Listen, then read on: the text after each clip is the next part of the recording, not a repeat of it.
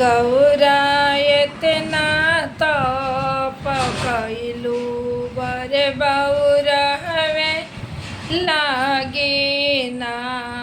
गौरायतना तप कैलू बरे बौरा हवे लागे ना। हाथी से घोड़ा शिव के मान ही न भावे। गौरा शिवजी बिलुखी बिलुखी रोइले बस हवे लागिना।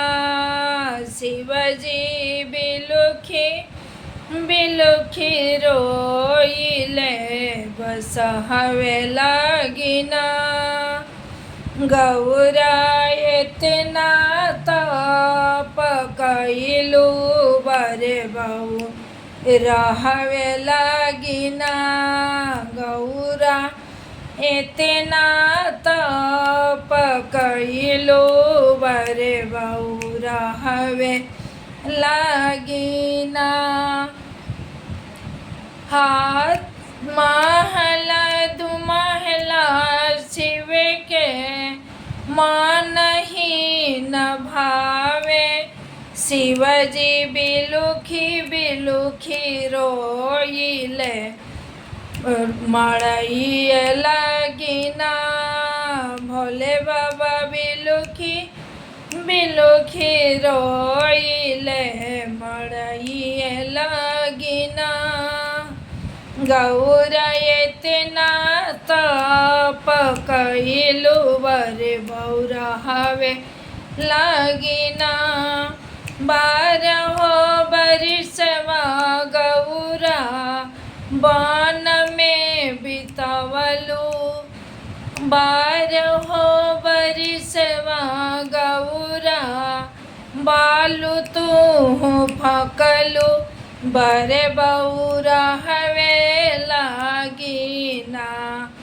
गौरायतना तप कैलू बरे बौरा हवे लागिना।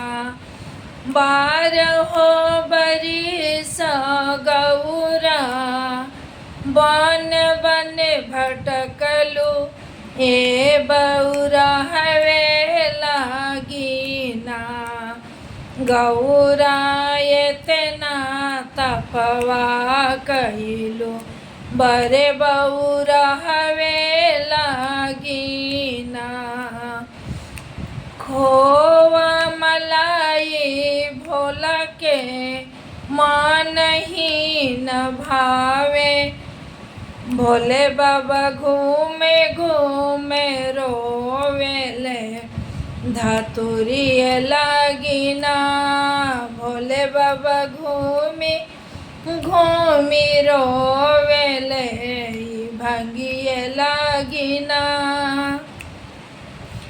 साल 2 साल शिव के मान ही न भावे। एत बिलुखी बिलुखी रोई मिर्गा छलवे लागिना। गौरा बड़ तप कैलू बरे बौरा हवे लागिना।